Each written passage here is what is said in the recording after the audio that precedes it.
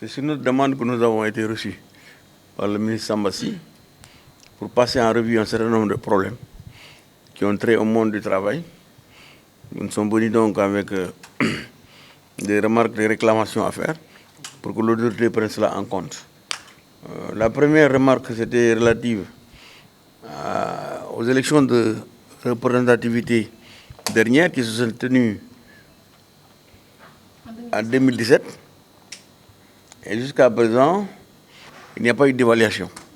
Donc nous avons demandé au ministre du Travail de programmer des rencontres pour une évaluation correcte de ces élections. Seule l'évaluation peut nous permettre de voir ce qui a marché et ce qui n'a pas marché lors des dernières élections.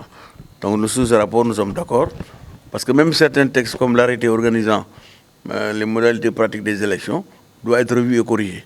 Donc nous sommes d'accord là-dessus et incessamment, je pense que le ministère engagera ce processus d'évaluation pour que nous puissions arriver à cette question. Nous avons également évoqué la nécessité de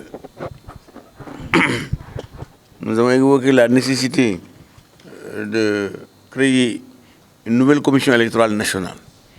Parce que seule la commission électorale nationale, où sera présente l'ensemble des centrales syndicales qui vont compétir, peut statuer sur un certain nombre de décisions qui pourront, si elles sont validées, être mises en œuvre.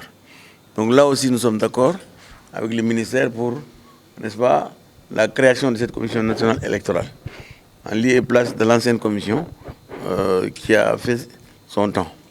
Nous avons également évoqué la question des commissions, des sous-commissions à créer, parce que c'est dans ces commissions que les travailleurs peuvent apporter leur concours quant au respect des dispositions législatives et réglementaires concernant la tenue de ces élections. Donc, au total, maintenant, sur la question du travail intérimaire que nous avons ces temps-ci soulevé dans tous les domaines, je crois que le ministre a donné une réponse qui nous satisfait pour une partie, parce qu'il a évoqué que cette semaine, par exemple, en donnant l'inspection du travail de Dakar, a initié une série de visites sur le terrain où des entreprises qui ne respectent pas le décret d'application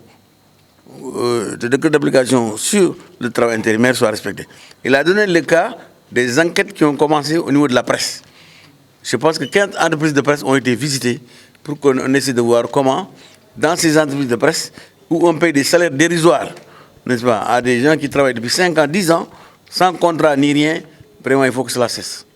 Mais donc sous ce rapport, je crois que nous pouvons appuyer et nous allons lui donner beaucoup d'autres entreprises qui ne respectent pas la réglementation. Il a également évoqué la question des banques. Parce que vous savez que 3/4 du personnel des banques, c'est des travailleurs intérimaires, ils sont là 10 ans, 15 ans, ils perçoivent des salaires dérisoires, ils n'ont pas de contrat, aucun respect du droit syndical. Donc là aussi, vraiment, nous ne pouvons qu'applaudir et demander à ce que l'effort se poursuive. C'est vrai que l'inspection du travail a peut-être des effectifs limités, mais nous demandons à l'État de renforcer les inspections du travail. Parce que le problème que nous avons eu avec les inspections du travail, c'est des démissions massives d'inspecteurs qui vont dans le secteur privé pour être des DRH. Pourquoi? Parce que leur salaire, leur niveau de vie, vraiment est très bas. Donc je pense que le gouvernement fera des efforts pour que nous puissions continuer à lui signaler les entreprises qui ne respectent pas la législation. Et sous ce rapport, nous allons mettre sur place une plateforme numérique pour permettre aux travailleurs qui sont victimes du travail par intérim de se signaler et de nous signaler des entreprises qui ne respectent pas. Et nous lançons un appel à tous ces patrons, n'est-ce pas, qui sont dans l'ombre et qui gagnent de l'argent, beaucoup d'argent sur le dos des travailleurs, de se conformer à la législation ou de disparaître. C'est la seule alternative. On ne peut pas continuer à tricher avec le peuple, on ne peut pas continuer à tricher avec les travailleurs. C'est indécent et je crois que les gens doivent comprendre qu'ils se sont fait assez d'argent et que maintenant il est venu le temps de normaliser la situation si on ne veut pas disparaître.